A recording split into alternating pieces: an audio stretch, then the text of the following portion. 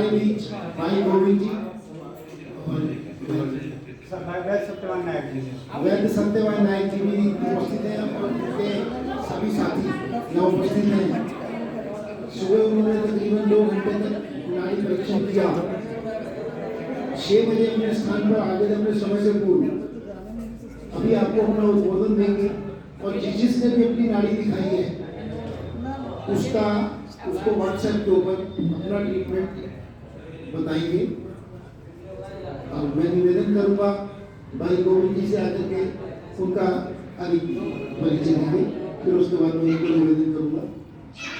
वंदनाक्रम आप सभी को। मैं आप सभी से 2 बातें अपने दिल की बातें कहना चाहता हूँ कि हम जिस डगर पे निकले हैं वो डगर आप एक कल 2-3 दिनों की घटनाओं से आप समझ सकते हैं। 20 मार्च को हम सिरोही जिला राजस्थान के आर्य समाज के ही अग्निवर्ती के वैदिक सम्मेलन में थे। वहाँ पे आयुर्वेद को जन जन तक पहुँचाने के कार्य करने के लिए स्वस्थ अमृत परिवार की तरफ से मंच को आरोग्य सम्मेलन में जो कार्यभार संभाले और स्वस्थ अमृत परिवार को संबोधित किए सत्यवान नायक जी, उसके लिए कोटि कोटि नमन है उनको।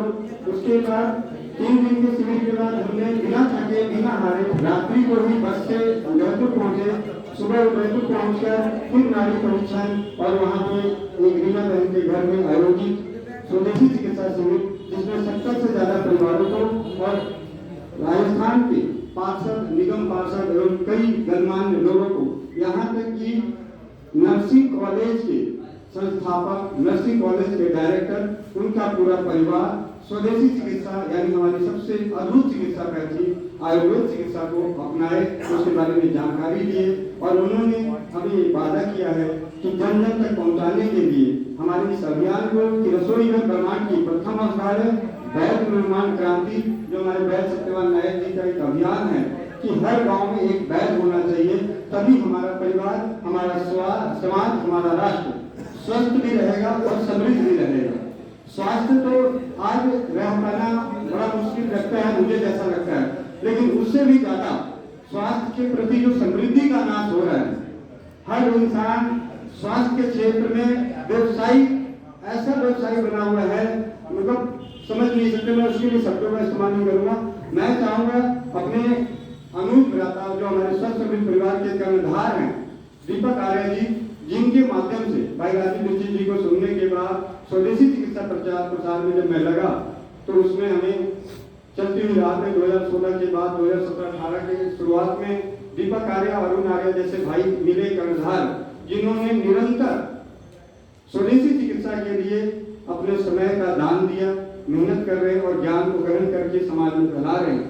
और उनके माध्यम से परमात्मा की ऐसी कृपा हुई कि हमारी झोली में उड़ीसा के ब्रह्मपुर जिले के एक गांव से एक ऐसे हीरे को स्वस्थ अमृत परिवार के झोली में डाला कि उस झोली, उस कर्णधार की और उस हीरे की ऐसी चमक है कि आज मैं कह सकता हूं कि स्वस्थ अमृत परिवार निर्माण प्रयास में, हमारे प्रयास में उस हीरे की चमक अभी 180 दिशाओं से दिखती है। मतलब अभी तक पिछले कुछ महीनों में ही 1 साल 1.5 साल के अंदर 180 आयुर्वेद आलोचना सत्र, जिन सत्रों को सुनकर हमें पता चलता है कि आयुर्वेद में कितनी ताकत है, आयुर्वेद कितना महान है, इसको बहुत ही सरल ढंग से बताने का जो उत्तम कार्य मेरे जीवन में मुझे जो लगा, भाई राजीव दीक्षित जी और राजीव दीक्षित जी के बाद हमें कोई मिले हैं तो वह वैद्य मित्र सत्यवान नायक जी। तो मैं चाहूंगा कि दीपक भाई, जिनके माध्यम से वो हीरा स्वस्थ अमृत परिवार को मिला, तो वैद्य जी के परिचय दीपक भाई देंगे। तो दीपक भाई मंच को जी बहुत बहुत धन्यवाद। तो वैसे वैद्य जी का परिचय उनका कर्म ही है और जैसा कि वैद्य जी सिखाते हैं, मैं क्या परिचय दूं वैद्य जी का, इतनी अभी हमारी हिम्मत नहीं है, लेकिन जो मैंने वैद्य जी से सीखा है, जो मैंने वैद्य जी से समझा है, जो मैंने वैद्य जी को सदैव सुनता रहता हूँ, क्योंकि उनका आलोचना सत्र सदैव ही होता है। हम सभी को सुनने के लिए आज समय नहीं होता, सबसे पहले हम सभी को सुनने का एक मन में हमारा संकल्प हो और सुनने की हमें आदत डालनी चाहिए, क्योंकि वैद्य जी एक महान ऋषि हुए, आयुर्वेदाचार्य हुए सुश्रुत जी, क्योंकि वैद्य जी उनका जब उदाहरण देते हैं तो उन ऋषि में सुनने की बहुत ही बड़ी गुण थी उसके अंदर। तो अपने गुरु से सुना करते थे और सुन करके आयुर्वेद को सीखा और आयुर्वेद को सीख करके एक महान शास्त्र की रचना की, जिसे आप सभी जानते हैं सुश्रुत संहिता। तो हम सभी आज जितने भी कर्णधार हैं, जो भी बंधु और मित्र बांधव जुड़ते हैं सत्र में, वो सभी सुनते हैं और आयुर्वेद को समझ रहे हैं। और इतना हमें जरूर भरोसा है, इतना हमें जरूर विश्वास है कि जो सुन रहे हैं सत्र को, जो समझ रहे हैं, वो सदैव निरंतर आरोग्य को प्राप्त कर रहे हैं और बीमारियों से दूर हो रहे हैं। तो वैद्य जी उड़ीसा में निरंतर आयुर्वेद चिकित्सा शास्त्र में प्रयोग कर रहे हैं, लोगों को स्वस्थ कर रहे हैं। आज नहीं, वर्षों से, लगभग 15 वर्ष से ज्यादा समय हो चुके हैं वैद्य जी का, जो कि आयुर्वेद में निरंतर प्रयोगात्मक रूप से लोगों को पूर्णतः स्वस्थ करते हैं। स्वस्थ करने के बहुत सारे विधाएं हैं अभी हमारे समाज में, जैसे एलोपैथी विद्या आप सुनते हैं, हेम्योपैथी अन्य है। एलोपैथी में देखेंगे कभी व्यक्ति स्वस्थ नहीं होता, कुछ दिन दवाइयाँ खाइए, छोड़ दीजिए, फिर से वो रोग उभर के दुगनी गति से आता है। लेकिन जो आयुर्वेद पद्धति है, उस पद्धति को जब आप देखेंगे और समझेंगे, जैसा आपने अभी कुछ समय पहले देखा होगा कि वैद्य कितनी प्रक्रियाओं से गुजरता है, वो प्रक्रिया है जिससे कि उसके बाद वो कारण निकलता है, उसको मनन करना होता है, चिंतन करना होता है। केवल एक स्पंदन के माध्यम से आपके शरीर के कारण को पता कर लिया जाता है कि आपको रोग कौन सा है, आपको कितने संतान होंगे। अभी मैंने सुना कि आपको कितने संतान होंगे, आप जो भी अभी बता रहे, मतलब भविष्य की भी बातें हम आयुर्वेद के माध्यम से सही रूप से हम जान सकते हैं। ये आपने अभी वैद्य से देखा होगा, समझा होगा। तो ऐसी चीजें वैद्य जी बताते रहते हैं, समझाते रहते हैं। इसी अभियान में आज हम वैद्य आए हैं, इससे पहले हम सभी राजस्थान में थे। तो इस चीजों की सीखिए और समझिए और अपने आप को, आज हम सभी आयुर्वेद नहीं सीखते ना समझते हैं, तो निवेदन आप सभी से यही है कि आयुर्वेद का जो चिकित्सक है उनका अपने जीवन में स्थान दीजिए। जैसे कि हम सभी अपने जीवन में हर चीज का स्थान देते हैं, अपने जीवन में उसका महत्व बढ़ाते हैं।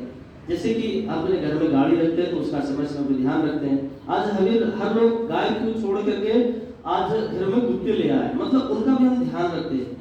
पर्सनल डॉक्टर रखते हैं, तो क्या हम पर्सनल वैद्य नहीं रख सकते अपने जीवन में? आज हमें पर्सनल डॉक्टरों को छोड़ करके पर्सनल वैद्य को अपने जीवन में स्थान देना चाहिए, क्योंकि पूर्ण रूप से सही परामर्श, सही सलाह एक मित्र बन करके, एक बंधु बन करके, एक पिता बन करके, एक आप अपने परिवार का हिस्सा बन करके जो आपको परामर्श देगा वो एक वैद्य ही दे सकते हैं। डॉक्टर सबसे पहले आपके पैकेट में आपका बैंक बैलेंस की राशि क्या है, उसको देख करके आपका निर्णय करेंगे कि आपको किस तरह का स्वास्थ्य परामर्श दिया जाए। लेकिन एक वैद्य आपका राशि देख करके कभी भी स्वास्थ्य परामर्श नहीं देते, आपकी कोई योग्यता नहीं देखते। आप केवल देखते हैं वैद्य कि आप रोगी हैं, आपको आपके कष्ट का निवारण हो, आपको कष्ट है उसका समाधान हो जाए, दूसरा कुछ नहीं देखते। इसीलिए हमारे ऋषि मुनि ऐसा ही करते थे, केवल परमार्थ के लिए चिकित्सा करते थे, उसको कोई स्वार्थ नहीं था। तो वैद्य अगर भी बच गए तो हम सभी स्वस्थ रहेंगे और समृद्ध रहेंगे। तो निवेदन यही है कि वैद्य को के विचार को समझिए, वैद्य को अपने जीवन में स्थान दीजिए। जब भी कुछ हो तो अपने नजदीक में जो वैद्य मिलते हैं उनका सम्मान करिए, उनका सहयोग करिए, उनका समर्थन करिए, उनका बढ़ावा दीजिए। कुछ भी कोई कष्ट हो, कोई समस्या हो, सबसे पहले वैद्य के पास जाइए। छोटी से छोटी समस्या हो, बड़ी से बड़ी समस्या हो, आपको समाधान पूर्ण रूप से मिलेगा। आज हम वैद्य के पास नहीं जाते तो इस ऐसी समस्या इसलिए है कि हमें वैद्य सत्यवान नायक जैसे व्यक्तित्व को हमें यहाँ आके समझाना पड़ता है। क्योंकि ऐसा कहते हैं कि जैसे राजीव भाई का आपने नाम सुना होगा कि आप जहाँ रहते हैं आपकी समस्या आपके आसपास ही समाधान हो जाए। वैद्य जी को उड़ीसा से आने की यहाँ आवश्यकता नहीं है। वैद्य जी भी यही कहते हैं कि हम एक व्यक्ति उड़ीसा से आकर के पूरे भारत में कितनों को चिकित्सा दे पाएंगे, ये संभव नहीं है। इसीलिए जैसे हम अभी दिल्ली में हैं, यहाँ आए हुए, यहाँ के आस पास में हमें वैद्य होना चाहिए। 1 किलोमीटर 2 किलोमीटर रेंज में हमें वैद्य प्राप्त हो जानी चाहिए, ताकि कोई आपातकालीन की समस्या है उन्हें वहां से हमें वैद्य प्राप्त हो जाए, हमारी समस्या का समाधान हो जाए। कितना अच्छा होगा। इस अभियान में ही वैद्य निकले हैं कि हर जगह, हर क्षेत्र में, हर गली, हर मोहल्ले में, हर गांव में हमें वैद्य प्राप्त हो। तो बहुत सारी बातें हैं करने को, तो ज्यादा विषय हम कहेंगे कि वैद्य जी बताएंगे, तो आप सभी वैद्य जी के बारे में सुने, ताकि वैद्य जी के जो जीवन का महत्व है और जो उनका अनुभव है उसको सुनने के बाद कुछ और सुनने को नहीं बचेगा। तो मैं वैद्य के पास ही जाऊँगा और हिंदू भाई तो वैद्य का स्थान वैद्य आप यहाँ आ जाए तो बहुत अच्छा है।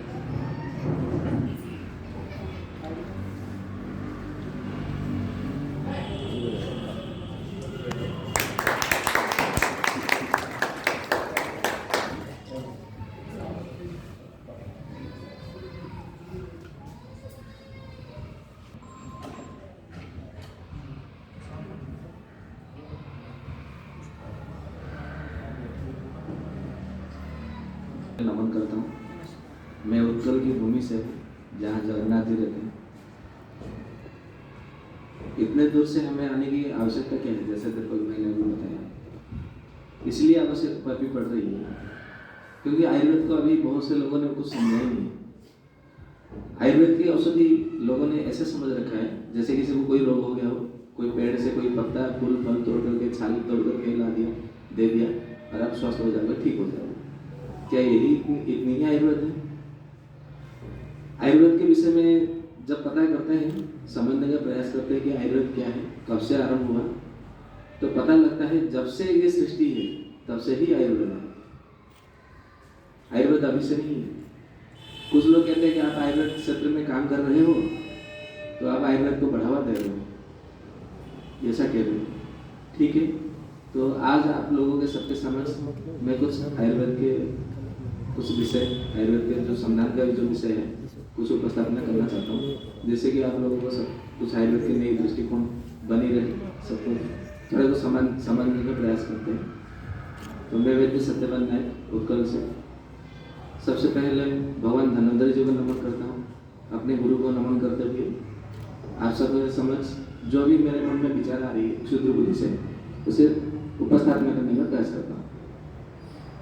तो ऐसा माना जाता है कि जब पहले सृष्टि हुई थी, सर्वप्रथम ब्रह्मा जी ने देखा पूरी सृष्टि में बहुत सारे लोगों को रोग हो रही है, बीमारी हो रही है। सबसे पहले ऋषियों ने अनुभव किया, क्योंकि ऋषि तो बड़े ही वैज्ञानिक होते हैं, ऐसा कहा जाता है वेद में। तो सब ऋषि मिलकर के महर्षि भारद्वाज को अगवानी की, उनकी अगवानी में उन्हें स्वर्गपुर भेजा, क्योंकि जो स्वर्ग के राजा इंद्र है वो सबसे बड़े वैज्ञानिक है, विद्वान है, ऐसा माना जाता है। और वेद में भी ऐसा ही लिखा है। परंतु वेद में देवताओं को कुछ कण के रूप में, रश्मि के रूप में, ज्योति के रूप में ऐसा लिखा है। परंतु यदि हम आयुर्वेद के दृष्टिकोण से देखेंगे तो ऐसा कहा जाता है कि वो देवता है, मतलब मनुष्य ही होते हैं जो कि सत्व गुण के आधार पर वो देवता होते हैं, तमो गुण के आधार पर असुर होते हैं। ऐसा आयुर्वेद में भी कहा गया है। सत्व रस तमो ऐसा 3 गुण होते हैं जो कि श्रीमद् भगवद गीता में भी पाया जाता है। तो गुणत्रय विभाग योग में भी ऐसा सब बताया गया है। तो सबसे पहले जब ब्रह्मा जी को ये लगा कि ऐसा कोई ज्ञान होना चाहिए जिससे कि लोग सब स्वस्थ हो, निरोगी हो, तो ब्रह्मा जी को केवल 10,000 वर्ष लगे उसे केवल सुनने में, और वो भी आयुर्वेद को सूत्रों को। तो अब आप कल्पना करिए, केवल सूत्रों को 10,000 वर्ष तक वो मतलब संग्रह करते रहे, ग्रहण करते रहे, सुनते रहे, तो उसकी व्याख्या करेंगे तो कितना साल लगेगा। यदि ब्रह्मा जैसे महर्षि को, उन्हें आप महर्षि कहे या तो सृष्टिकर्ता कहे या लोकपाल कहे या लोकपिता, परमपिता, जो भी कहे, क्योंकि हर क्षेत्र में अलग अलग उनके नामों से, पर्यायवाची नामों से जाने जाते हैं। जब उन्हें इतने बड़े विद्वान को 10,000 वर्ष लगे केवल आयुर्वेद के सूत्रों को सुनने में, समझने में कितना वर्ष लगा होगा, तो हमारे जैसे क्षुद्र बुद्धियों को कितना समय चाहिए, यहाँ से हम कल्पना कर सकते हैं, अनुमान कर सकते हैं। तो यदि हम चाहते हैं कि कोई एक किताब पढ़ लिया हमने और आयुर्वेदाचार्य हो गया, तो ये मैं समझता हूँ कि उसके साथ में गलत हो रहा है, या तो आयुर्वेद के प्रति अन्याय हो रहा है, या तो हमारे जो परमपिता है, जो आयुर्वेदाचार्य है, जिन्होंने आयुर्वेद को रचना किया, उसकी व्याख्या की है, उनके साथ में अन्याय होगा, ऐसा हम समझते हैं। तो आयुर्वेद वास्तव में क्या है? तो आयुर्वेद ऐसा कहा जाता है कि जिस दिन आपका गर्भाधान संस्कार होता है, पति पत्नी जब समागम करते हैं तो गर्भाधान संस्कार कहा जाता है। हमारे तो भारत में सनातन धर्म में 16 संस्कार ऐसा माना जाता है। तो जो गर्भाधान संस्कार होता है, वहां से लेकर के मरण पर्यंत जो समय है उसको आयु कहा गया है। उसको हम कैसे ठीक करें, बिना औषधि के कैसे जिए, निरोग जीवन जिए और दीर्घायु जीवन जिए। ऐसा नहीं कि आज स्वस्थ है ठीक है और कल मर गए, ऐसा नहीं है। निरोग जीवन जीना है और स्वस्थ जीवन के साथ में दीर्घायु होना है, क्योंकि सुख हर कोई चाहता है, हर कोई चाहता है कि मैं सुख से जीऊं, हर कोई चाहता है कि मैं सुख से रहूं, कोई ये नहीं चाहता कि मुझे दुख प्राप्त हो। ऐसा महाभारत में कहा जाता है कि महारानी कुंती ही थी राजमाता, जो कि भगवान से नित्य प्रार्थना करते थे कि मुझे दुख ही दुख प्राप्त हो।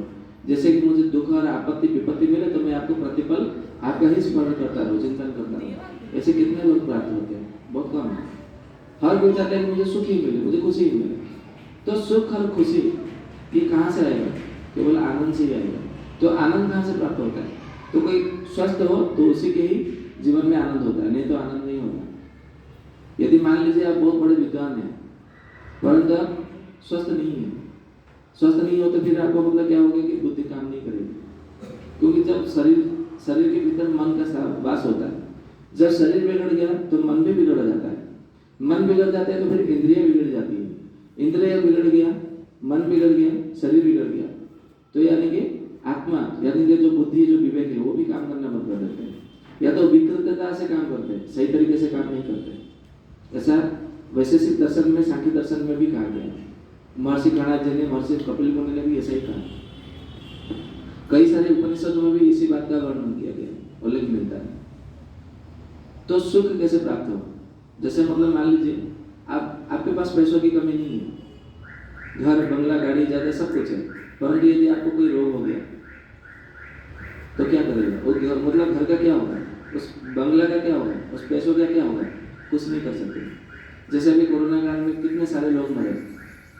अभी सुनने में आया कि जो रिलायंस कंपनी का जो मालिक है मुकेश अंबानी, उन्होंने कोई अपना चुपचाप करके मतलब चोरी छुपी अपना कोई अंग को परिवर्तन कर आया, ऑपरेशन करके शल्य क्रिया के माध्यम से, किसी को पता भी नहीं चला। अभी उसके जीवन में ऐसा है कि वो मिठाई नहीं खा सकता, चाय नहीं पी सकता, चाय तो पीना भी नहीं चाहिए, चाय नहीं पी सकता।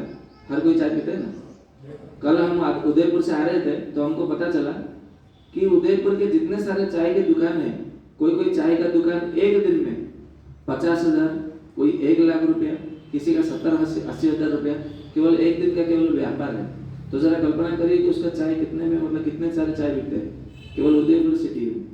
हम तो चाय नहीं पीते, हमको मालूम नहीं कितने का चाय आता है। हमने पूछा तो फिर भी कि चाय एक चाय की कीमत क्या है, तो बोले कि हमारे यहाँ लगभग 40 प्रकार की चाय बनती है। उदयपुर की सिटी की बात कर रहा हूँ। यदि आप लोगों में से कोई गए होंगे तो उनको पता चला होगा। 10 रुपए से आरंभ होती है लगभग 50 रुपए तक एक चाय। जो सबसे महंगी चाय वो रजवाड़ी चाय है उदयपुर में, यह हमने कल पता लगाया। तो जो रजवाड़ी चाय होती है वो सबसे महंगी होती है, और वहाँ पे जितने सारे सब चाय की दुकान है वो लगभग 50 मतलब कम से कम 50,000 की उनके दिन का प्रतिदिन का बिक्री है। तो महीने का कितना हो गया? इतने सारे जब चाय लोग पिएंगे तो क्या होगा उनका स्वास्थ्य? सुख रहेगा, उनका सुखी से रहेंगे। क्योंकि चाय पीने से हमारा तर्पक कफ सूख जाता है। तर्पक जो है, तर्पक कफ हमारा शरीर को तर्पण करता है। तर्पण यानी कि तृप्ति करता है। जो तृप्ति करने वाला जो यदि व्यक्ति ही मतलब ना रहे, जैसे घर में यदि पिता है, स्वस्थ है, घर को चलाता है, रोजगार करता है, सबकी मांग पूरी करता है, बेटे की मांग पूरी करता है, बेटी की मांग पूरी करता है, पत्नी की मांग पूरी करता है, माता पिता की मांग पूरी करता है, भाई बहन सबको देखता है, अपने बंधु बांधव रिश्ते नाते सबको देखता है। यदि वही बीमार पड़ जाए, खाटे पे लड़ जाए तो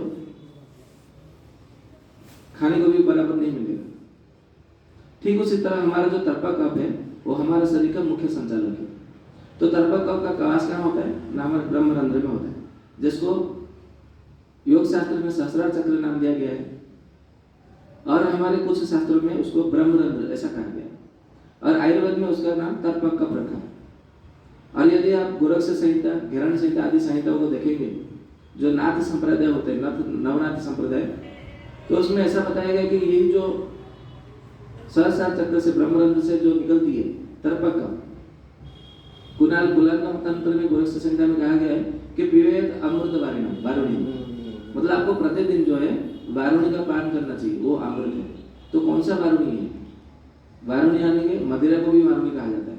वारुणी यानी कि वरुण देवता के जो समुद्र है, समुद्र से निकला हुआ अमृत, उसको भी वारुणी नाम दिया गया है, क्योंकि अमृत समुद्र मंथन के समय मदिरा का भी निकला हुआ था, प्राप्त हुआ था, इसलिए उसका भी नाम वारुणी है। ऐसा व्याकरण शास्त्र में कहा जाता है, शब्द को उस ग्रंथ में कहा गया। तो जो वारुणी प्रतिदिन सेवन करने के लिए कहा गया, तो कौन सा वारुणी? मदिरा का नहीं, हमारा जो तरपा कफ है उसका, यानी कि जिसको हम लार कहते हैं, लार राल जो भी है, किसी किसी मतलब देश में किसी क्षेत्र में लार बोलते हैं तो किसी क्षेत्र में राल बोलते हैं, वही है। लार राल को इधर उधर कर दो तो हो गया। आजकल क्या करते हैं हम लोग, गुटखा खा करके पान मसाला जब विकृत करके उसको थूकते हैं, तो हम अमृत को थूक देते हैं। तो अमृत को थूकेंगे तो फिर वो क्या होगा, विष बन जाएगा। जैसे हमारे जीवन में से प्रेम यदि गायब हो जाए तो क्या होगा, घृणा ही रह जाएगी। यदि उजाला गायब हो गया तो क्या होगा, अंधेरा ही होगा। शुद्ध ठीक उसी तरह जब हम अमृत का त्याग कर देते हैं तो हमारे जीवन में केवल विष ही विष रहेगा और कुछ नहीं रहेगा। तो यदि आपके जीवन में विष रहेगा तो विष क्या करता है, नरक के समान, दुख ही दुख है। इसी तरह हमारे जीवन में दुख की प्राप्ति होती है, या तो दुखों के घेरे में हम आ जाते हैं। इसलिए हमें गुटखा पान मसाला आदि का सेवन नहीं करने के लिए कहा गया। ये तो बात अलग है। तो हमें सुख रहना है तो आयुर्वेद के कुछ नियमों का पालन करना है।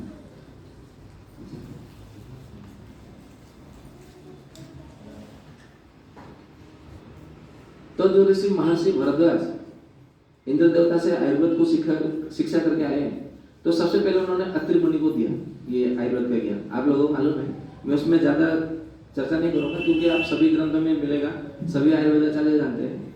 हम उन बातों का यहाँ पे उपस्थापना करेंगे जो कि बहुत कम लोग जानते हैं या तो किसी लोगों को जानकारी नहीं है।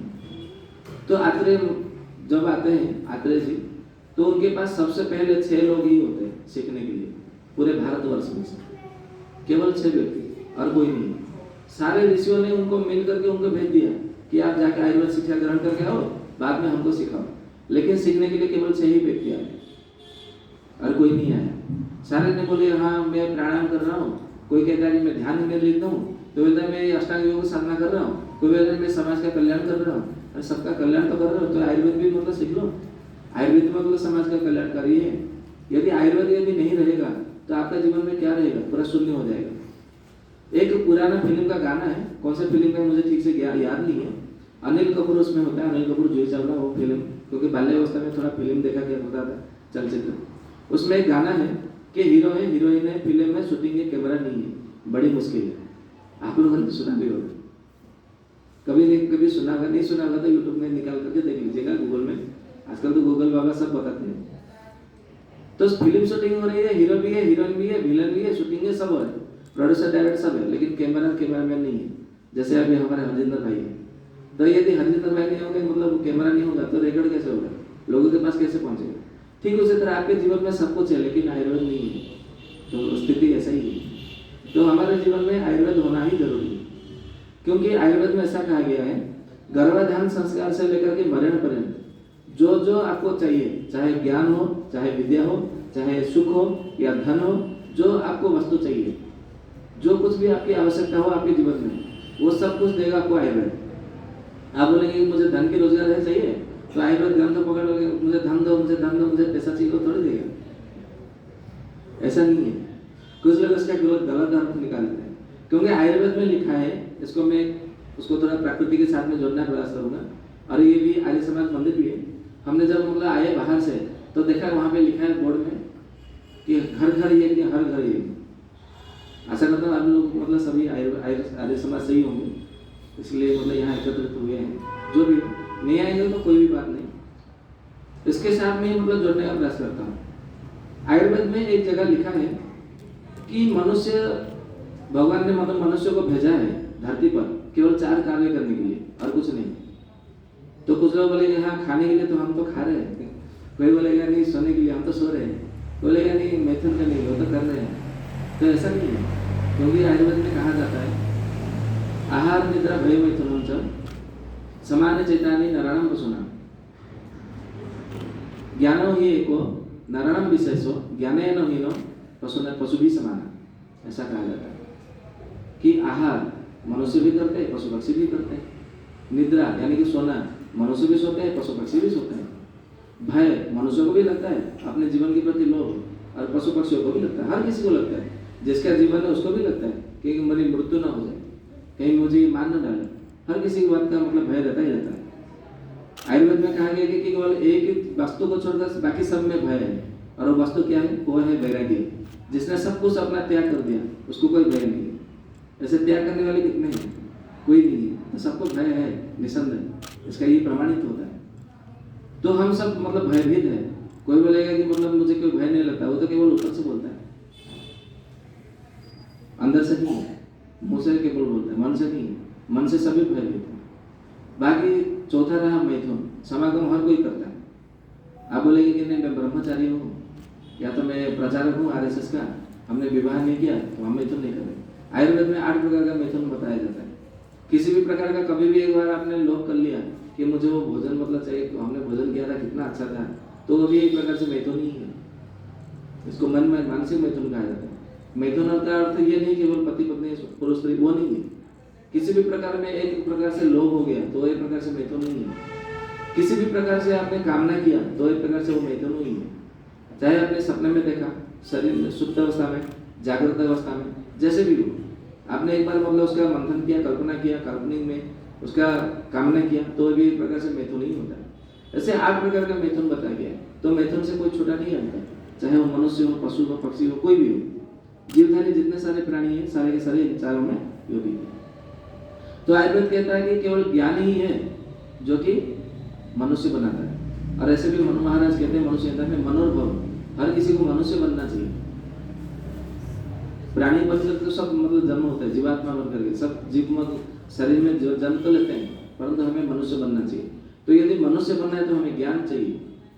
आप वेद उपनिषद ब्राह्मण ग्रंथ सब मतलब पढ़ रहे हैं, सही अच्छी बात है, संहिता पढ़ रहे हैं अच्छी बात है, सब कुछ पढ़ रहे हैं, जो भी आप कर रहे हैं अच्छी बात है, परंतु ज्ञान भी चाहिए।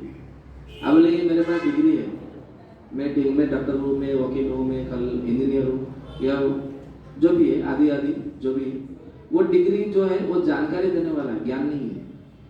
ज्ञान वो है जो आपको बंधन से मुक्त कर दे, आनंद दे दे। क्यों ऐसा कहा गया है कि नास्ति ज्ञान समम सुखम। ज्ञान वो होता है जो आपको प्रतिपल सुख देने वाला हो। डिग्री से क्या किसी को सुख मिलता है? एक बार आपने डिग्री पा लिया उसके बाद में जाते हैं, हमारे विष्णु भैया है बीच में, एक बार हमको बताया रहता है, लगभग 2 महीने पहले की बात है, हमने एक बार मतलब पूछ लिया बातों बातों में क्या क्या करते हैं, बोले हम शिक्षक हैं।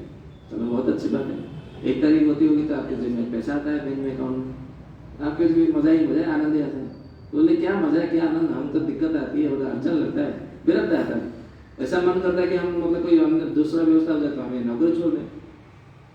तो हमको लगा कि ऐसा क्यों, हमने पूछा तो उन्होंने कहा कि ये काम में वो काम में सबको हम मतलब सरकार हमको उसमें जड़ित रहता है, तो बड़ा कंटाल आता है, विरक्त आने लगता है। तो हमको लगता है कि ये नौकरी सही नहीं है, जो गवर्नर की जो सर्विस है सरकारी नौकरी वो सही नहीं है, हमको अच्छा नहीं लगता है। तो डिग्री फ्री और सुख कैसे दिया? डिग्री से सुख नहीं मिलता। आप बोलेंगे वो शिक्षक है, उनको जो ज़्यादा मतलब विभिन्न प्रकार के कार्य मतलब मिल गया। तो हमारे एक मित्र है जिनका नाम है राधानंदन दास करके, उड़ीसा के अच्छी मित्र हैं, वो पैसे से वकील है। तो हमने उनको पूछा अच्छा आपने भी तो मतलब BLLB MLLB LLB जो भी आपने LLB किया है, वकील है, वकालत करते हैं, तो आपके जीवन में तो खुशी है भैया, डिग्री है, हमारे पास तो कोई डिग्री नहीं है, तो इसके लिए हमारे जीवन में दुख है। बोले कहेगा सुबह से लेकर रात तक हमको भागना पड़ता है, कभी कभी रात को 11 बजे 12 बजे घर पे आना पड़ता है, क्या सुख है? कभी कभी 15 दिन बाहर निकल जाना पड़ता है केस के चक्कर में, सिलसिले में अपने परिवार को छोड़ करके, तो इससे बड़ा दुख और क्या सकता है? हमको लगा कि चलो ये बात छोड़ देते हैं। MBBS डॉक्टर वालों को पूछते हैं, प्रोफेसर। तो मेरा निजी मित्र है जो कि सर्जन में ऑफिसर प्रोफेसर है, अभी वो आंध्र प्रदेश में है। तो हमने उनसे भी एक बार बात किया, तो बोले कि भैया अभी तो तुम प्रोफेसर बन गए हो, तो तुम्हारे जीवन में तो खुशी होगा। जब डॉक्टर थे तो तुम्हें चीर फाड़ करने की मतलब काम मिलता था, अभी तो तुम प्रोफेसर, अभी तो तुम्हें चीर फाड़ने की आवश्यकता नहीं, केवल उंगलियों से निर्देश करना होता है, ये करो वो करो, बाकी तो सारे तुम्हारे चले चमन जो है वो करेंगे। बोले काहे का सुख है? वो इसका फोन आ जाता है, उसका फोन आ जाता है, वो मेरे से बड़ा जो प्रोफेसर है उसका फोन आता है, रात भर हमको जागना पड़ता है हॉस्पिटल में। पहले हमारी ड्यूटी होती थी 7 घंटे की 8 घंटे की, बाद में हम आराम से आ जाते थे, जब कोई रोगी आता था तब हम जाते थे हॉस्पिटल में। लेकिन अभी तो हमें रात भर जागने की पड़ती है, कभी कभी कितने बजे सोते हैं कितने बजे जगते हैं हमारी कोई निश्चित नहीं है। जब डॉक्टर होता है तो उसको मालूम होता है कि मैं इतने से इतने घंटे तक मैं सो सकता हूँ, लेकिन अभी तो मैं सो भी नहीं सकता, तो इसमें काहे का खुशी? मतलब आप कोई भी डिग्री में चले जाओ, नेता हो, मंत्री हो, कुछ भी हो, डिग्री में कहीं पे भी सुख नहीं हो।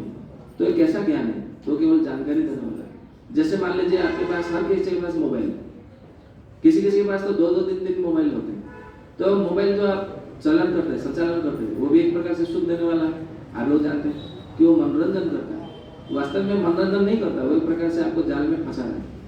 कैसे फंसा रहा है? आपने मतलब मान लीजिए कोई गेम खेला, खेल आपने खेला तो पहले मजा आता है, आनंद आता है, सुख मिलता है, आनंद तो नहीं आता, खुशी मिलती है। वही गेम बार बार खेलते हैं तो फिर आपको क्या होता है? विरक्त होने लगता है, रखो इसको बाद में देखो। ऐसा होता है ना।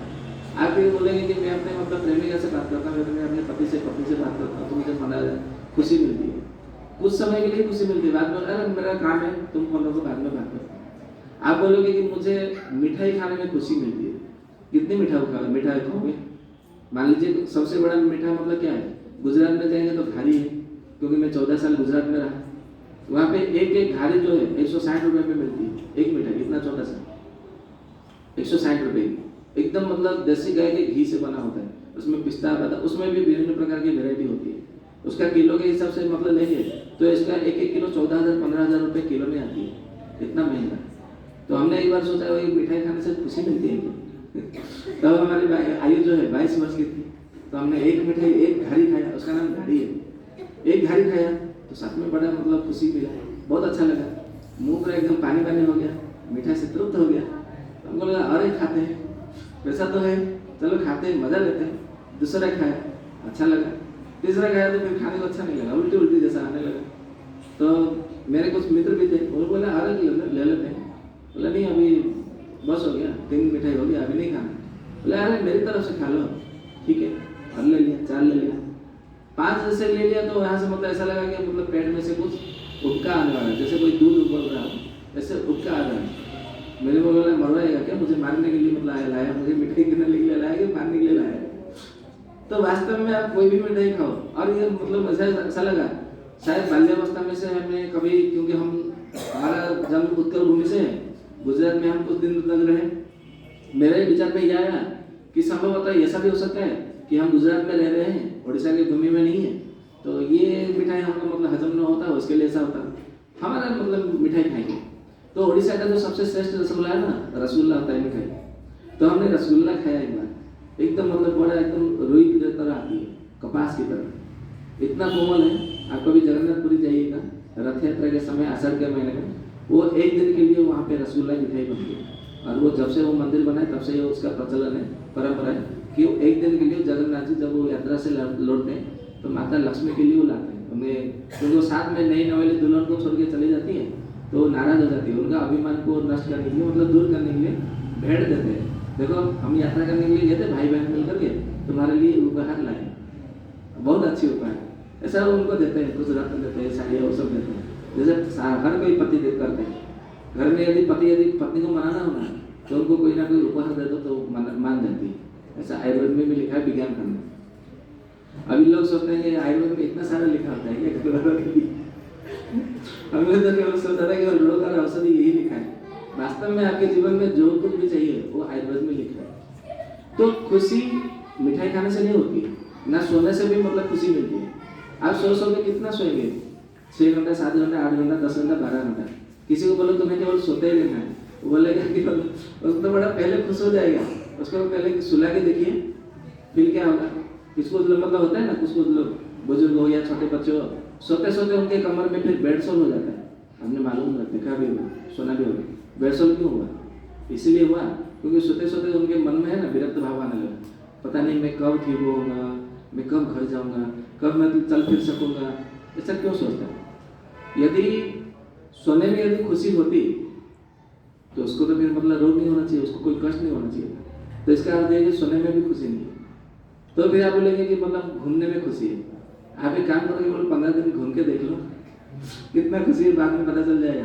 क्योंकि अभी हम 4 साल से घूम रहे हैं, अब हमें पता चलता है कि कितना खुशी है। जब से पहले घूम रहे थे बड़ा अच्छा लग रहा था, क्योंकि आने जाने का किराया मतलब वही सामने वाले से मिलता है, खाने का भी मिलता है, जो भी मतलब अपने बहुत सम्मान भी मिलता है, आदर भी मिलता है, प्रेम भी मिलता है। पहले तो बहुत अच्छे खुश हुए। 2017 की बात कर रहे हैं, पहले सबसे पहले जब हम घूमने के लिए निकले थे, सबसे तो बड़ा आ जाएगा, अरे हम तो हमारा भाग्य खुल गया, घूमने के लिए मिलेगा, जानने के लिए मिलेगा, खाने के लिए मिलेगा, घूमने के लिए मिलेगा, नए नए जगह देखने के लिए मिलेगा, और क्या चाहिए। बाद में जब मतलब 2 महीना, 3 महीना, 6 महीना हुआ, फिर बाद में विरक्त सा होने लगा, नहीं, घूमने में भी मजा नहीं, कोई खुशी नहीं। तो आप हर कोई मतलब कार्य में जाएंगे, कहीं पे भी खुशी नहीं है। खुशी केवल उसमें है जो आपको ज्ञान दे। जो ज्ञान की प्राप्ति हो जाए ना, तो उसमें वास्तविक सुख है। तो ज्ञान कौन सा है? तो ज्ञान वो हो जो वास्तविक ज्ञान हो, जिसको आयुर्वेद में कहा है, चरक संहिता ने प्रथम खंड के प्रथम अध्याय में, लगभग श्लोक का तो संख्या मालूम नहीं, याद नहीं है, स्मरण नहीं है, ऐसा कहा गया, त्रिसूत्रम शाश्वतम पुण्यम वेदेय परमादरम। जो शाश्वत होता है वही ज्ञान आपको सुख दे सकता है। शाश्वत यानी कि जो चिरंतन सत्य, जो पहले से सत्य है, अभी भी सत्य है और बाद में भी वो सत्य ही रहेगा, जो वो ज्ञान है वही आपको सुख दे सकता है। कोई लोग इसको परमात्मा का ब्रह्म ज्ञान मानते हैं, कोई आत्मज्ञान मानते हैं, कोई तत्व ज्ञान मानते हैं। आयुर्वेद के दृष्टिकोण से इसको समझने जाए तो आपको बंधन से जो मोक्ष दिला दे वो वास्तविक ज्ञान आपको सुख देने वाला है। तो बंधन क्या है, सबसे पहले ये हमें समझना पड़ेगा। आप यहाँ पे बैठे, ये भी एक प्रकार से बंधन है। जब आपको ज्ञान की प्राप्ति हो जाएगी तो आप ये बंधन से मुक्त होकर चले जाएंगे। आप रास्ते में गाड़ी चला रहे तो भी एक प्रकार से बंधन ही है। जब आपको ज्ञान की प्राप्ति हो जाएगी तो गाड़ी से भी आप छूट देंगे, नहीं गाड़ी नहीं चलाना। आप खाने बैठे, जब आपको ज्ञान की प्राप्ति हो जाएगी तो आप भोजन के थाली को भी आप छोड़ देंगे। अभी बोलेंगे भोजन की थाली कौन छोड़ता है? तो इसमें ज्ञान की प्राप्ति क्या होता है पता है ना? जब आप भोजन कर रहे हो, जब आप पता चल जाता है नहीं मेरा पेट भर गया, अभी नहीं खाना, ज़्यादा खाऊंगा तो मेरा पेट भर जाएगा, भर गया है, और ज़्यादा खाऊंगा तो मेरा क्या होगा, रोग हो जाएगा, मेरा पाचन तंत्र बिगड़ जाएगा। तो ये ज्ञान का ही तो प्राप्ति होता है, तब जाएगा आप भोजन का थाली छोड़ते हैं। तो ज्ञान वही है जो आपको हर बंधन से मोक्ष देने वाला है। पद पद पद, आपको बंधन ही बंधन है, कुछ नहीं है इस संसार में। इसलिए तो इसको संसार को भव सागर कहा गया। ये भव बंधन इसलिए यूं ही नहीं कहा गया। आप उसको जरा बारीकी से सूक्ष्मता से समझने का प्रयास करेंगे आयुर्वेद के माध्यम से, तो आयुर्वेद में उसका विस्तार से उसका अर्थ दिया गया है कि भव बंधन ऐसा क्यों कहा गया। इसलिए कि आपका हर पद पद पद आपका ये बंधन ही बंधन है, आपको बांधने का प्रयास करता है। आप किसी से बात कर रहे हो तो भी एक प्रकार से बंधन है। बंधन क्या? बांधने वाला। आप वहाँ पे बंध जाते हैं। गाड़ी चला रहे हो तो आपको लग रहा है कि मैं खुशी, मतलब मैं सुख खुशी ले रहा हूँ, परंतु अभी एक बंधन है, आप बंधन में फंसे। मूवी देखने के लिए थिएटर जाते हैं तो वो भी बंधन है। कार्य करने के लिए कार्यालय जाते हैं, ऑफिस जाते हैं, वो भी एक बंधन है। गाड़ी चला रहे या तो किसी यात्रा कर रहे तो भी बंधन है। आप बोलेंगे हम मतलब भगवान के मंदिर में जाते हैं, दर्शन करते हैं, वहाँ पे मजा लेते हैं, थोड़ा ध्यान करते हैं, वो भी एक प्रकार से बंधन ही तो है। ज्ञान की प्राप्ति करने के लिए तो आप मतलब ध्यान लगा रहे, प्राणायाम कर रहे हैं। जब आपका मतलब ये ज्ञान की प्राप्ति हो जाती है तो प्राणायाम भी बंद कर देते हैं, ध्यान में से भी मतलब आप विरक्त हो जाते हैं। तो आप हर बात में आपको ज्ञान ही मतलब प्राप्त करना है। तो कौन सा ज्ञान प्राप्त करना है? तो आपको बंधन से मोक्ष देने वाला ज्ञान की प्राप्ति होना जरूरी है। तो मेरे विचार में ज्ञान तो बहुत सारे हैं, परंतु आयुर्वेद के ज्ञान के बिना आपका सब ज्ञान जो है अधूरा है। ऐसा क्यों है? क्योंकि ये आपको स्वस्थ रखता है, और बिना कोई स्वास्थ्य के, अच्छे स्वास्थ्य के कोई कुछ नहीं कर सकता। मान लीजिए आपको मतलब कोई आपका वात पित्त कफ, ये तीनों आधार पर ही आयुर्वेद का हमारा स्वास्थ्य टिका हुआ है। आयुर्वेद आचार्य ऐसे कहते हैं कि शरीर और दूसरा दोषा, जो हमारे शरीर को दूषित करता हो, यानी कि खराब करता हो, दूषित दोष होता है ना, दोष यानी कि गलती या अपराध या तो पाप, तो हमारे शरीर को जो अपराध से या तो पाप से ग्रसित कर देते हैं, इसीलिए उसको वात पित्त कफ को दोष माना गया, दोष कहा गया, क्योंकि वो दोषी कर देते हैं। उसके बाद में आगे कहा गया है कि धातु व देह धारणा, हमारे शरीर का धारण करने वाले भी यही है, इसीलिए इसको धातु के नाम से जाना जाता है कि वो हमारे शरीर को धारण करता है, इसलिए उसे धातु कहा गया। फिर आगे कहते हैं कि मलिनीकरणात् मला, यही जो है बाद में हमारे शरीर में गंदगी फैलाता है। तो कौन है? तो कहा जाता है वात पित्त कफ ज्ञान। इसको वात और पित्त और कफ, ये तीनों को आपको समझना चाहिए। और हमारे शरीर में जितने सारे रोग होते हैं ये वात पित्त कफ के माध्यम से ही होते हैं, और चौथा कुछ है ही नहीं। अब ये वात पित्त कफ क्या है, इसको समझने जाए तो इसको कम से कम 1 साल लगेगा। केवल इसको यदि मतलब व्याख्या करेंगे तो व्याख्यान करेंगे। हम आपके सामने संक्षेप में रखने का प्रयास करते हैं, जो कि आप सरल भाषा में इसको समझ सके। वात यानी कि आप वायु ले लीजिए, वात यानी कि वायु। अभी बोलेंगे वायु कैसे हो गया? तो आप हनुमान जी के स्तोत्र में भी मतलब कहा गया है वातात्मजम वानरयोथ मुख्यम, ये शब्द भी है। पित्त, पित्त यानी कि जिसमें तेज हो। तो संसार में 2 ही वस्तु में तेज है, एक है सूर्य, दूसरा अग्नि। तो पित्त का अर्थ आप सूर्य और अग्नि को लीजिए। बाद में तीसरे में आता है कफ। कफ यानी कि जल। तो आप वो समझिए, संसार में यदि आप वायु, सूर्य, अग्नि और जल ये चारों को छोड़ देंगे तो आप क्या जी पाएंगे? सही में जी पाएंगे? तो इसका उत्तर है बिल्कुल नहीं, हम बिल्कुल जी नहीं पाएंगे। तो हमारे शरीर में यदि जीने के लिए यदि हमें ज्ञानी बनना है तो भी हमें सांस लेने की जरूरत है, सूर्य का प्रकाश की आवश्यकता है, हमारे शरीर में अग्नि का तेज भी आवश्यक है, क्योंकि अग्नि का बिना अग्नि का तेज जो है ना, हमारा टेम्परेचर बढ़ेगा, धीरे धीरे धीरे डाउन हो जाएगा, फिर हमें शनिपात रोग हो जाएगा, फिर हमारी सांस बंद हो जाएगी। इसलिए हमारे शरीर में अग्नि का तेज भी परम आवश्यक है। फिर आप अंत में आते कफ यानी कि जल। जल तो बाहरी दुनिया में हमें जल चाहिए ही चाहिए, नहाने के लिए, स्नान करने के लिए, मतलब आप कुछ भी करिए, संस्कार के लिए तो जल चाहिए ही चाहिए, शोधन करने के लिए। परंतु हमारे शरीर में भी जल चाहिए। वो शरीर में जल क्या है ना? लार है। जिसका लार यानी कि जीभ सूख गई, गला सूख गया, वो तुरंत उसका राम नाम सत्य हो जाता है। तो हवा यानी कि सांस लेने के लिए, जिसको प्राणवायु कहा गया है, जिसको आजकल की साइंस में, मेडिकल साइंस में ऑक्सीजन नाम दिया गया है। तो प्राणवायु के बिना प्राणी कैसे होंगे? आप तो मृतक तुल्य हो जाएंगे। आपको बोले, लोग बोले अरे बड़ी हटाओ, सब मतलब इसको सबको बाहर निकालो, उसका केवल परिचय सब हो जाता है, आपका नाम लेकर के कोई नहीं बोलेगा। आप लोगों को मालूम भी है, कथाकारों ने, प्रवचकों ने बहुत अच्छे से समझाया, बताया है। तो केवल हमारा परिचय वही होता है कि सब है। तो वायु तो हमारे जीवन में परम आवश्यक है। फिर आते हैं पित्त, अग्नि और सूर्य। सूर्य के प्रकाश के बिना ये सारा जो संसार है केवल सब ही रह जाएगा, या तो यूं कहें कि एक प्रकार से जो है ना नरक तुल्य बन जाएगा, कोई जीवित नहीं रह सकता। यदि विश्वास न हो तो कैसे एक छोटे से पेड़ को जो कि बीज अंकुरित हुआ हो, उस पेड़ को एक ऐसे अंधेरे के मतलब कमरे में ला करके रख दो, 1 महीने बाद उसको निकालो, उसको उसमें खाद डालो, पानी डालो, उसके मतलब सब कुछ हो, मिट्टी हो, सब कुछ हो, वायु भी आवागमन हो, परंतु सूर्य का प्रकाश एक कण भी उसमें न जाए, रश्मि का एक कण भी उसमें उसको उस कक्ष में न जाने पाए, तो 1 महीने बाद देखेंगे ना वो मरी पड़ी होगी। तो सूर्य का प्रकाश भी ऐसे ही हमें चाहिए हमारे शरीर के लिए। अग्नि का तेज, हमारे शरीर में भी अग्नि का तेज होना जरूरी है। यदि अग्नि का तेज नहीं हो रहा है, अभी हम बात कर रहे हैं, वो अग्नि के तेज के कारण ही बात कर पा रहे हैं। आप लोग यहाँ सब बैठे हैं, सुन रहे हैं, अग्नि के तेज के कारण ही सुन पा रहे हैं, बैठ पा रहे हैं। आप लोगों ने इतने सारे मतलब दूर से आए हैं, विचार करके आए हैं, जो बुद्धि विवेक है या तो बात को समझ रहे हैं, वो अग्नि के कारण ही समझ पा रहे हैं। यदि अग्नि आपका मतलब न्यून हो गया, जिसको अग्निमान्य हो जाता है ना, उसको कुछ समझ में नहीं आता है। जो लोग बोलते हैं, माता पिता सोचते हैं कि मेरा बेटा, मेरा बच्चा कुछ समझता नहीं, उसको समझ में नहीं आ रहा है, उसको तो स्मरण शक्ति बहुत कम है। वो इसलिए कम है क्योंकि उसका अग्नि मंद है। अग्नि इसलिए मंद है क्योंकि आपने उसको ठूस ठूस करके आपने विभिन्न प्रकार के प्रोटीन देना शुरू कर दिया है। प्रोटीन नहीं देना चाहिए किसी भी बच्चे को। तो आप बोलेंगे कि बिना प्रोटीन के तो चल नहीं सकता, खेल नहीं सकता, कूद नहीं सकता, उड़ नहीं सकता, पढ़ नहीं सकता, उसको स्मरण शक्ति नहीं आ सकती। तो आयुर्वेद कहता है कि आपका यदि बच्चे का यकृत ठीक है, प्लीहा ठीक है, रंजक पित्त ठीक है, वो जो भी खाएगा उससे विटामिन बनेगा, प्रोटीन बनेगा। प्रोटीन के लिए आपको बाहर से लेने की कोई जरूरत नहीं है। तो यदि आपने अपना बच्चे का यकृत, प्लीहा और रंजक पित्त को ठीक कर दिया तो प्रोटीन की आपको आवश्यकता ही नहीं है। तो प्रोटीन हम क्यों खिला रहे हैं? तो आपके मन में ये प्रश्न आता होगा, फिर ये जो बाहर जो एलोपैथिक मेडिकल साइंस है या तो फिर मेडिकल जो डॉक्टर हमको बता रहे हैं कि आपके बच्चों में प्रोटीन की ये कमी हो गई है, ये आयरन की कमी हो गई है, ऐसा हो गया, वैसा हो गया, तो क्या गलत बताते हैं? बिल्कुल गलत बताते हैं। वो इसलिए बताते हैं क्योंकि वो आप लोगों को अपना ग्राहक समझते हैं और अपना ग्राहक बनाना चाहते हैं।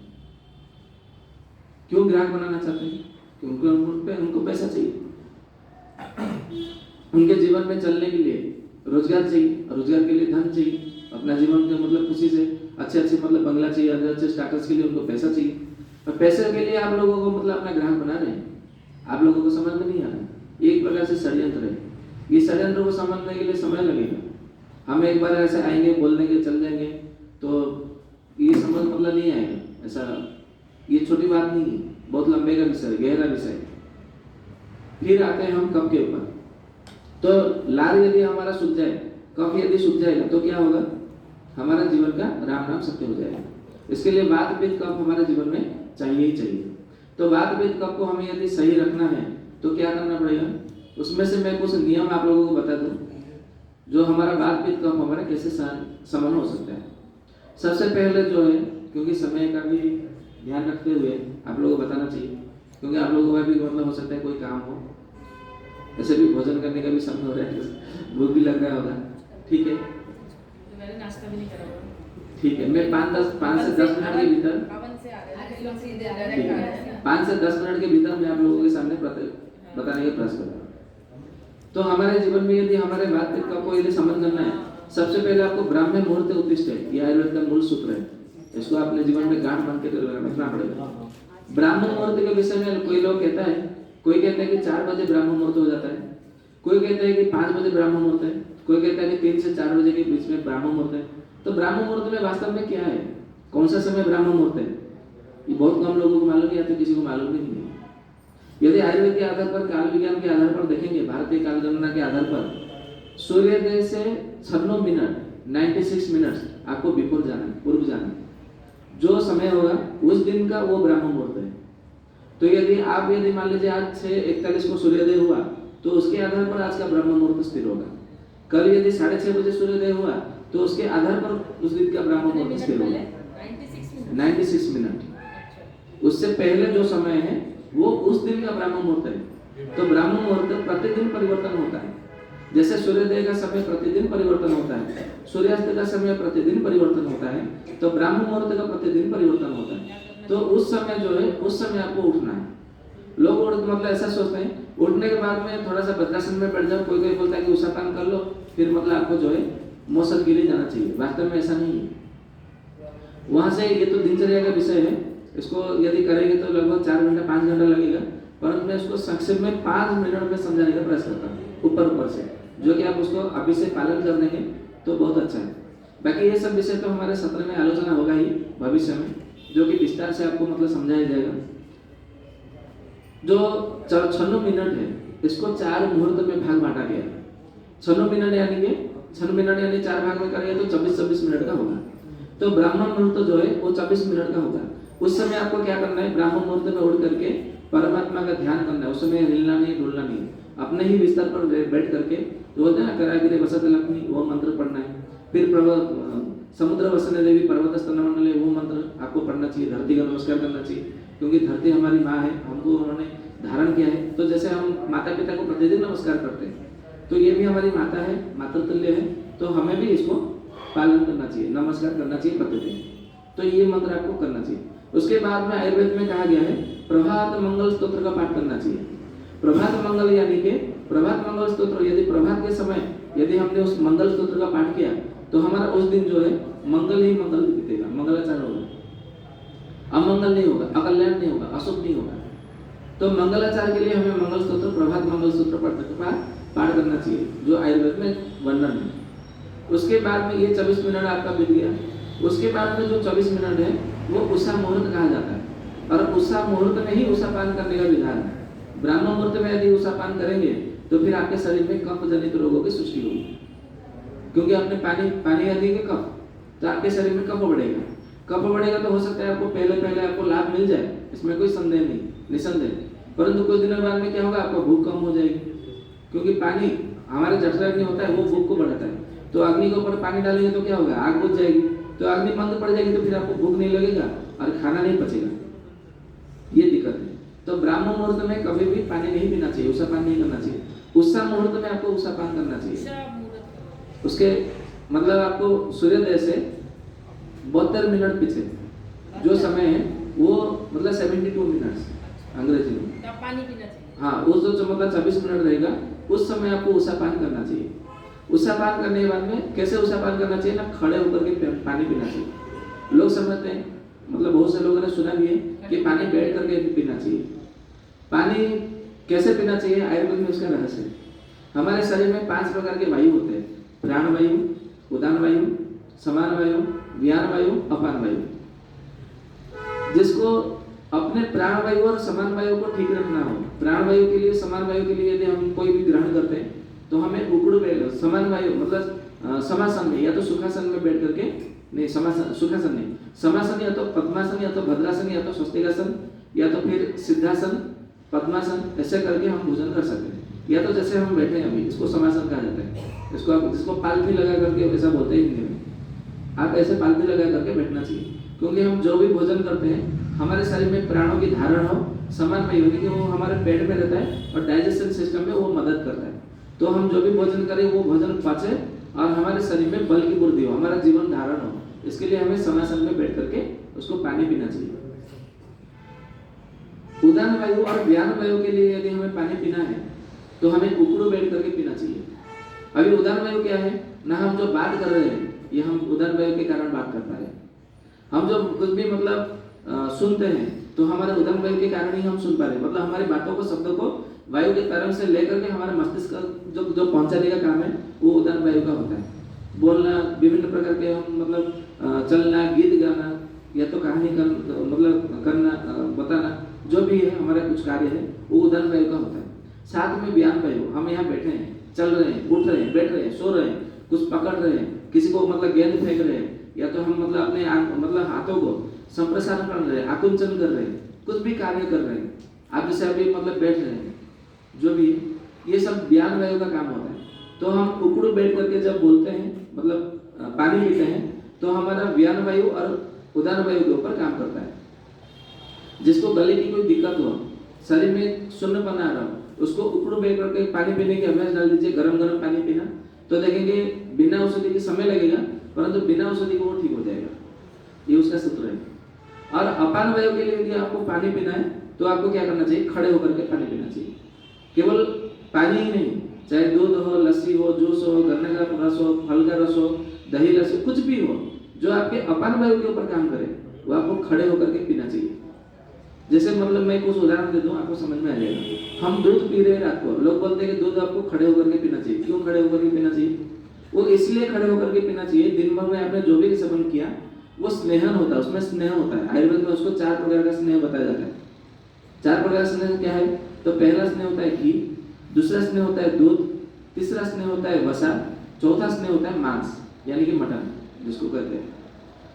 ऐसे 3 प्रकार के प्रकृति के लोग हैं संसार में, सत्व गुण वाले, रजोगुण वाले, तामसिक गुण वाले। तो सत्व गुण वालों के लिए घी रखा गया, घी और दूध। रजोगुण के लिए दूध भी है और वसा भी है। तामसिक गुण वालों के लिए केवल वसा और मज्जा है। यदि उनको आप दूध देंगे ना, घी दे देंगे ना, तो उनको एलर्जी हो जाएगा, उल्टी हो जाएगा। कुछ लोग आपके समाज में भी होंगे, अड़ोस पड़ोस में होंगे, बोलेंगे घी तो मेरे से पचता नहीं है, घी यदि दूध में पी लो तो दूसरे दिन मेरा हालत खराब हो जाता है। ऐसा क्यों होता है? क्योंकि वो तामसिक प्राणी है। यदि उसको दूध या घी का सुगंध भी उसके नाक में चला गया अंदर तो उसको उल्टी आना शुरू, उसके सीने में दर्द होना शुरू, उसका प्राणवायु संकट में आ जाता है। क्यों आता है? क्योंकि वो तामसिक प्राणी है। यदि किसी सात्विक प्राणी को यदि आपने मतलब गलती से भी वसा और मज्जा दे दिया खाने के लिए तो वो उल्टी कर देगा, उसको हालत खराब हो जाएगा, वो मानसिक कोमा में चला जा सकता है यदि वो ज्यादा विचार किया तो। क्यों? क्योंकि वो सात्विक प्राणी है, उसको घी ही चाहिए। तो रजोगुण वाले जितने सारे होते हैं उनको दूध में से भी मतलब ले सकते हैं, वसा से भी ले सकते हैं। तो रात को जो हम दूध पीते हैं या तो गर्म पानी पीते हैं या तो कोई दूध नहीं पी पाते, पच नहीं पाता। क्यों नहीं पच पाता? इसलिए हो क्योंकि वो तामसिक प्राणी है। इसके लिए उसको त्रिफला चूर्ण, विभिन्न प्रकार के, या तो इसबगोल से विभिन्न प्रकार की औषधियां देना पड़ता है। कोई भी मतलब पेट सफा चूर्ण ऐसा देना पड़ता है। क्यों देना पड़ता है? क्योंकि वो तामसिक प्राणी है। दूध वो पचा नहीं सकता, दूध उसको मतलब एलर्जी हो जाएगी। घी वो पी नहीं सकता, उसके सुगंध से ही उसको मतलब वो उल्टी करके वो गिर जाएगी या तो गिर जाएगा। तो दूध हम पीते हैं तो क्या करता है? वो स्नेहन है। तो जितने सारे हमारे जो स्नेहन है 4 प्रकार के, वो हमारे अपान वायु के ही काम करते हैं। यदि आपने ज्यादा स्नेहन मतलब सेवन कर लिया तो अपान वायु आपका नाराज हो जाएगा, मतलब अवरुद्ध हो जाएगा। यदि आपने कम स्नेहन किया तो भी वो ठीक से अपना काम नहीं करेगा।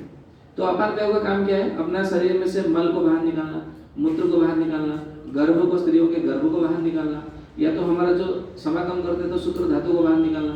मासिक धर्म आता है स्त्रियों का, जो मासिक धर्म को जो ऋतु होता है आर्तव उसका नाम है, उसको बाहर निकालना, यह अपान वायु का काम होता है। यदि आपने कम स्नेहन पिया तो वो सब मतलब बाहर नहीं निकलता है। इसलिए देखे होंगे आयुर्वेद में जितने सारे औषधियां दिया जाता है आर्तव को ठीक करने के लिए, वो दूध के साथ में दिया जाता है।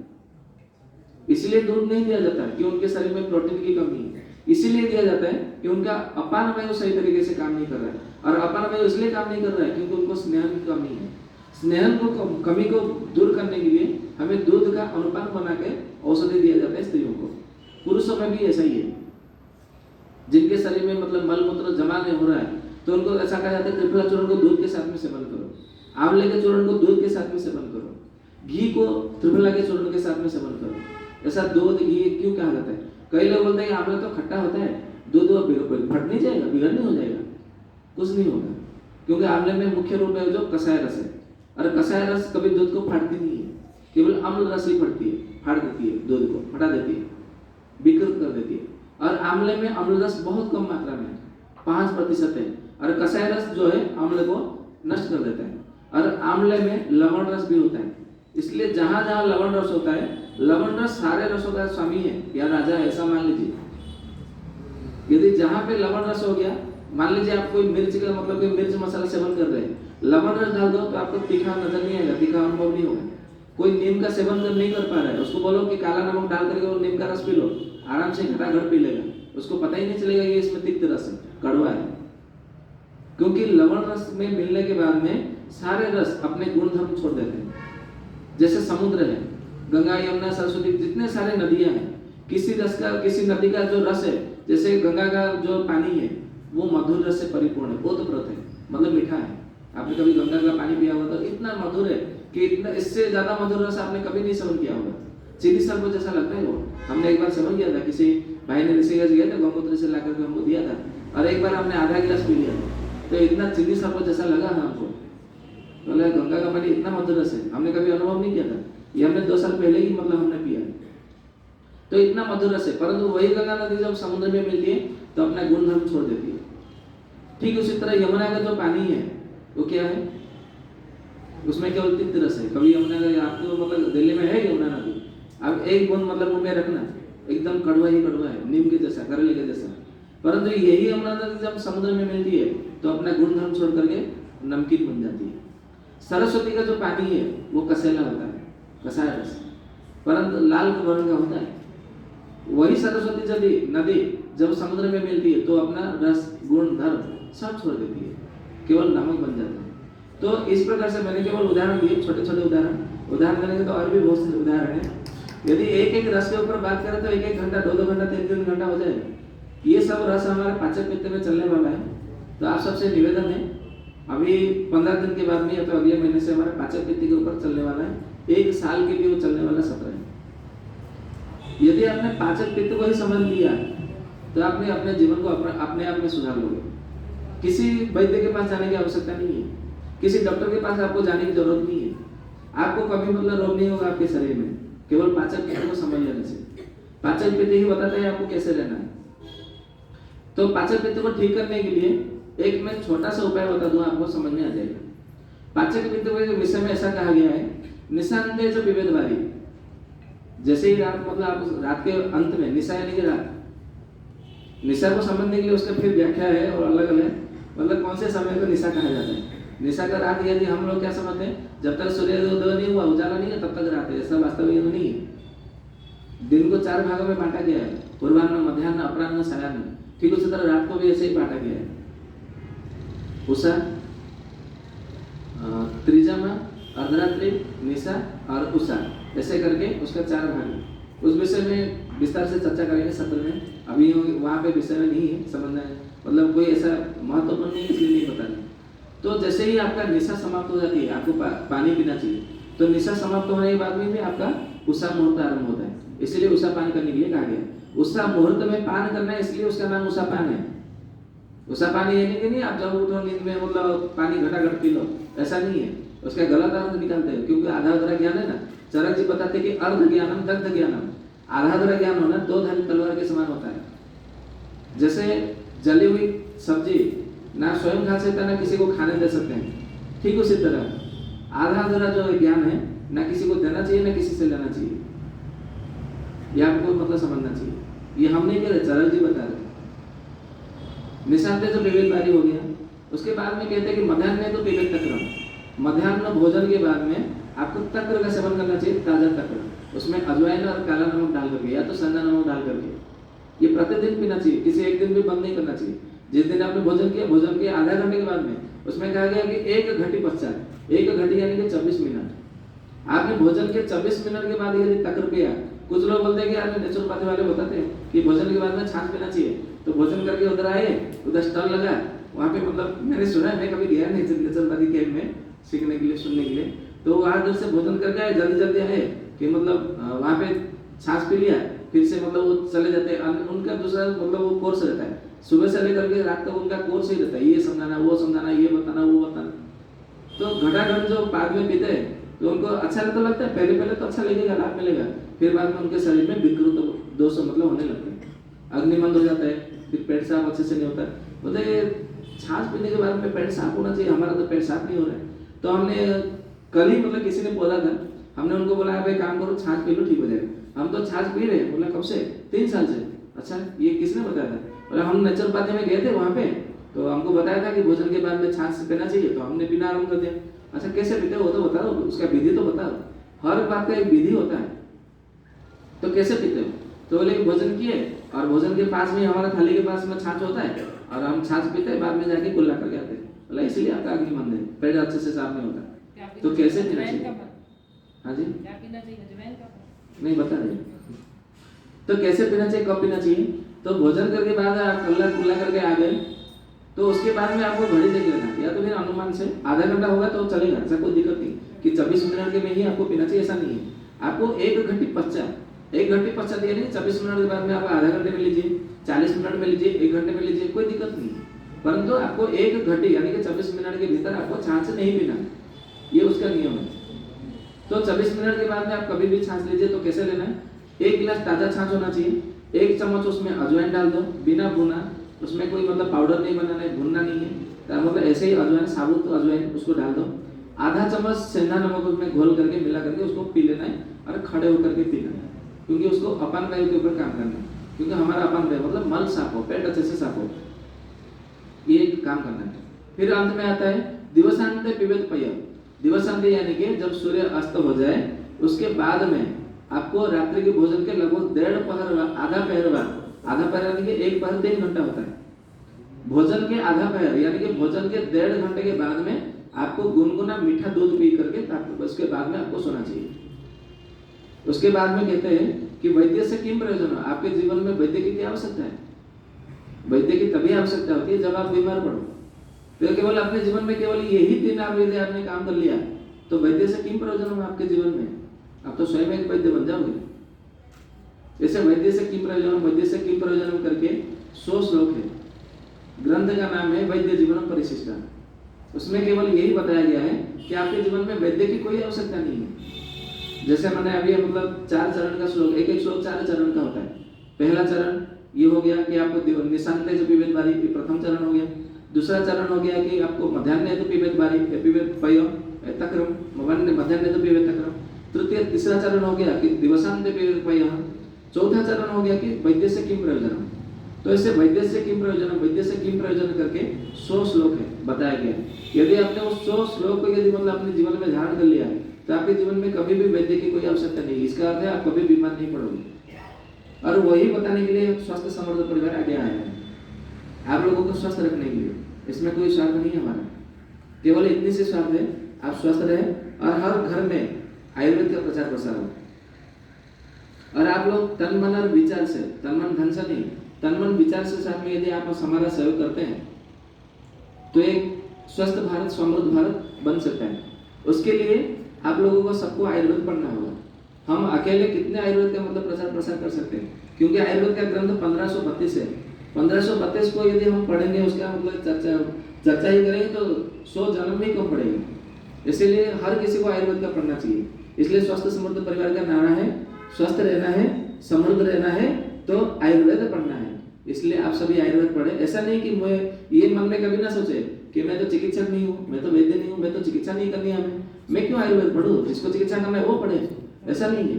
आपको स्वयं को स्वस्थ रखने के लिए आपको आयुर्वेद पढ़ना है। जिस प्रकार आपको मतलब भले वकील ना हो फिर भी आपको अपने देश का संविधान मालूम होना चाहिए। इसके लिए हम संविधान को थोड़ा थोड़ा पढ़ते हैं। 9वीं कक्षा में, 10वीं कक्षा में संविधान को क्यों पढ़ा जाता है? थोड़ा थोड़ा मुख्य रूप में क्यों पढ़ाया जाता है? इसलिए कि आपको संविधान का ज्ञान हो, आपसे कोई भूल ना हो, आपसे कोई अपराध ना हो, इसके लिए पढ़ाया जाता है। ड्राइविंग लाइसेंस के लिए जब लेने जाते हैं तो वहाँ पे भी हमें कुछ आर्टिकल हमें बताया जाता है कि ऐसा है, नियम है, ऐसा है। क्यों बताया जाता है? वो इसलिए बताया जाता है कि आपसे कोई अपराध ना हो। ठीक उसी तरह आयुर्वेद इसलिए पढ़ना चाहिए कि आप में कोई गलती ना हो। और जल्दी गलती का सजा क्या होती है? तो कहा जाता है कि पापे न जायते व्याधि, पापे न जायते रोगा, पापे न जायते शोका, पापे न जायते कष्ट, मतलब जो गलती करते, एक बार गलती करते तो उसको गलती कहा जाता है, दो बार गलती कहा जाता है उसको दोष कहा जाता है, तीसरी बार गलती करते हैं उसको अपराध कहा जाता है, जब 4 बार गलती होती है ना तो उसको पाप कहा जाता है, और फिर भी बार बार गलती करे तो उसको महापाप कहा जाता है। ये उसकी संज्ञा है, उसकी परिभाषा है। तो पापे न जायते व्याधि, जब आप बार बार गलती करते हो वही गलती तो वो महापाप हो जाता है। तो महापाप से क्या होता है, आपके शरीर में व्याधि उत्पन्न हो जाती है, और बार बार वही महापाप करते हैं तो फिर आपके शरीर में रोग होता है, फिर उसी से कष्ट प्राप्त होता है, दुख आता है, क्लेश आता है। और जब हमारे शरीर में रोग उत्पन्न होता है ना तो हमारा 5 चीजें नुकसान हो जाता है। सबसे पहले तो धन हानि, धन का तो पैसा तो बर्बाद होना ही होना है जब रोग होगा। दूसरा होता है प्राण पीड़ा, प्राण का आपका संकट है, प्राण पीड़ा होने के ऑक्सीजन यदि मान लो तो सांस लेने में सबसे बड़ी तकलीफ होती है। मुझे क्या हो गया पता नहीं, डॉक्टर ने लिया है ब्लड लिया है, उसने मतलब रिपोर्ट करने के लिए कहा है, अभी पता नहीं क्या होगा, क्या रिपोर्ट आएगा, ये बड़ी सोच के आधा मतलब प्राण तो हमारा ऐसे ही निकल जाता है, प्राण पीड़ा। तीसरी बार में क्या आता है, शारीरिक कष्ट, मतलब हमारे शरीर में क्लेश उत्पन्न होता है, दर्द होता है हमारे शरीर में, कुछ भी हो जाए। नॉर्मल तो अजय ना अग्नि मानने पकड़ लो तो नहीं होता, गैस बनती है, तो पेट में दर्द होता है, सांस नहीं ले पा रहे, चल नहीं पा रहे, उठ नहीं पा रहे, बैठ नहीं पा रहे, पेट साफ नहीं हो रहा, तो अच्छा कुछ अच्छा नहीं लग रहा है, क्यों अच्छा लगेगा, कैसे अच्छा लग सकता है? ये शरीर क्लेश होता है। अंत में क्या आता है कि आपके परिवार में, हाँ, रोजगार के ऊपर भी, मतलब कर्म गया, आपके जो कर्म करने के लिए जो जाने वाले थे, जो रोजगार आ रहा था वो भी बंद हो गया, जो बचा हुआ मतलब जो संचित धन है वो नष्ट हो रहा है, और रोजगार करने के लिए जो जाने वाले थे वो भी नष्ट हो रहा है, क्योंकि आप रोजगार नहीं कर पा रहे। तो एक प्रकार से आपका रोजगार के ऊपर भी प्रभाव पड़ता है जब आप रोगी बनते हैं। अंत में 5वां क्या होता है, परिवार में आपका क्लेश बनता है, क्लेश भी होता है। एक बार आप मतलब एक बार 10-15 दिन के लिए रोगी बन के देख लो परिवार में क्या स्थिति है। जो बोलते हैं ना पति पत्नी नए मतलब प्रेम विवाह करते तो आई लव यू प्रेम करो सो, ऐसा मतलब होता है। 15 दिन कोई मतलब प्रेम विवाह करने वाला 15 दिन रोगी मतलब बनकर देख लो, फिर पता चल जाएगा कितना प्रेम करता है वो। बोलेंगे नहीं मेरा प्रेम करता है, 1 साल के लिए रोगी बन जाओ, फिर पता चलेगा कितना प्रेम करता है। तो रोगी से कोई प्रेम नहीं करता है, ये ध्यान में रखिए। अपनी माता, जन्म देने वाली माता ही क्यों ना हो, कोई प्रेम नहीं करता रोगी से, सब भोगों से प्रेम करते हैं, योगों से, रोगों से, रोगियों से, योगियों से और रोगियों से कोई प्रेम नहीं करता है। ये हमारे देश का कहावत है भारतवर्ष में। तो इसलिए रोगी न बने, स्वस्थ रहे, समृद्ध रहे, यही राजीव भाई का सपना था, और इसी बात को लेकर के स्वस्थ समृद्ध परिवार आगे बढ़ रहा है। तो यदि आप लोग मतलब राजीव भाई को मानते हैं, राजीव भाई को फॉलो करते हैं, अनुसरण करते हैं, अनुकरण करते हैं, अपने जीवन में पालन करते हैं, स्वस्थ रहना चाहते हैं, समृद्ध रहना चाहते हैं, तो इसका एक ही सूत्र है कि हमें स्वस्थ बनना है, इससे और कोई उपाय नहीं है। तो अभी ज़्यादा समय न लेते हुए मैं अपने व्याख्यान को यहाँ पे विराम देता हूँ। तो आप सबको यही मतलब कहना चाहूँगा अंत में कि स्वस्थ रहना है तो समृद्ध रहना है तो आयुर्वेद पढ़ना है। इतने साथ में मैं अपनी वाणी को यहीं पे विराम देता हूँ। बाकी हमारे जो मुख्य अध्यक्ष है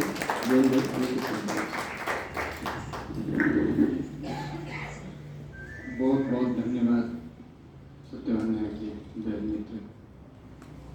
आपके पास तो अद्भुत ज्ञान है आयुर्वेद का, जिसके बारे में वाकई समय तो क्या जीवन ही कम पड़ जाएगा, क्योंकि हम पिछले 187 सत्रों को सुनकर ये अनुभव कर चुके हैं।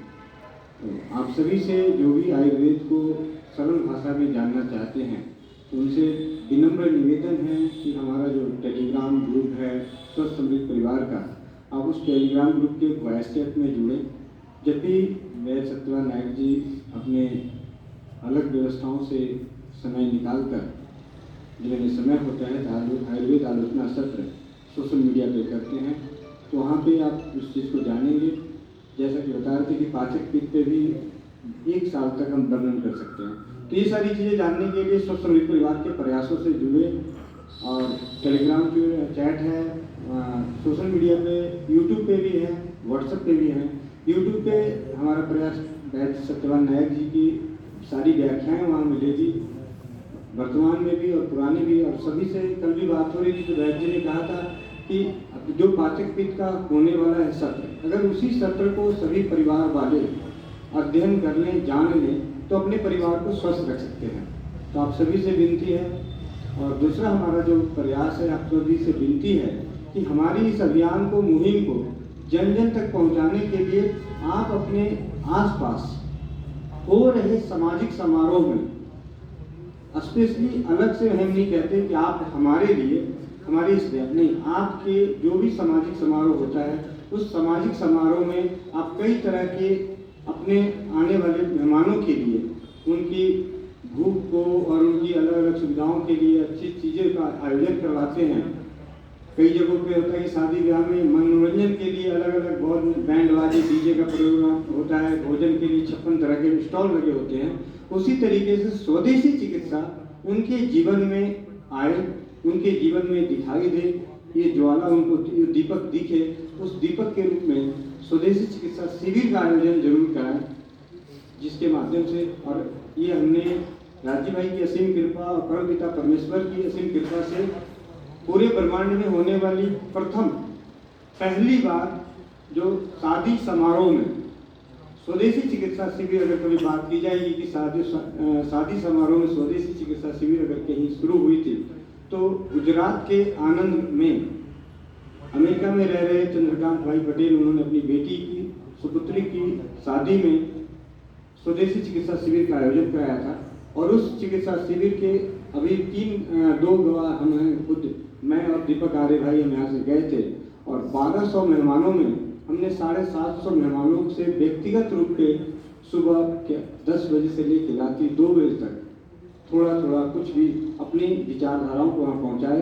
और वहाँ से जो एक अनुभव, आपको एक ऐसा अनुभव बताना चाहता हूँ कि आयुर्वेद का और ये शिविर क्यों होना चाहिए।